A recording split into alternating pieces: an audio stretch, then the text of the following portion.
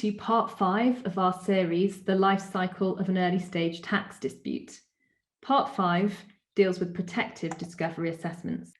We return back to our illustrative timeline, and where we are here is towards the bottom of the screen. We've been having correspondence with HMRC following their inquiry that has been opened for the 2017 tax year.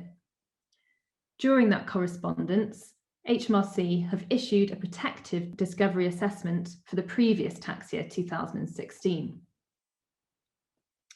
So why have they done this?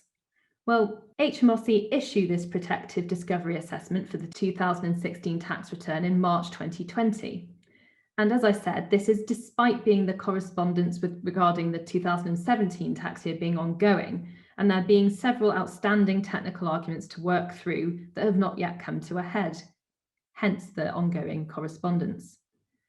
Now, HMRC have issued this protective discovery assessment because they only have until April 2020 to raise a discovery assessment under the statutory time limits, assuming that there has not been careless or deliberate behaviour by the taxpayer. Protective discovery assessments are a frequent practice by HMRC in order to protect their position. It is essential that a formal written appeal is submitted to HMRC within the statutory deadline in order to keep the taxpayer's position open.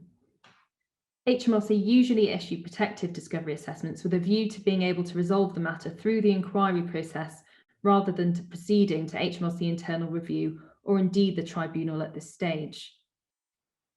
Now, protective assessments are not a statutory concept, and HMRC's guidance acknowledges this.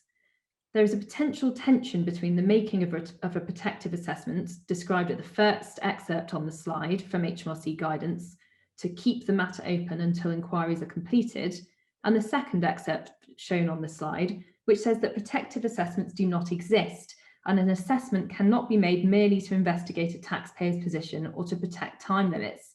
The second excerpt is, of course, absolutely right, that HMRC should not be issuing assessments, whether or not they wish to describe it as protective, if a discovery has not been made.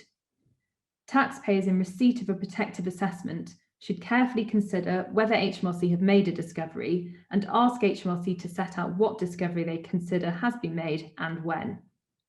If the taxpayer is not convinced that a discovery has been made and think that HMRC have simply put in a protective assessment to protect their position without having met the necessary statutory conditions, then this should be included as one of the grounds of appeal against the assessment. Such a use of protective assessments would constitute an abuse of HMRC's powers, disregarding the important statutory limitations.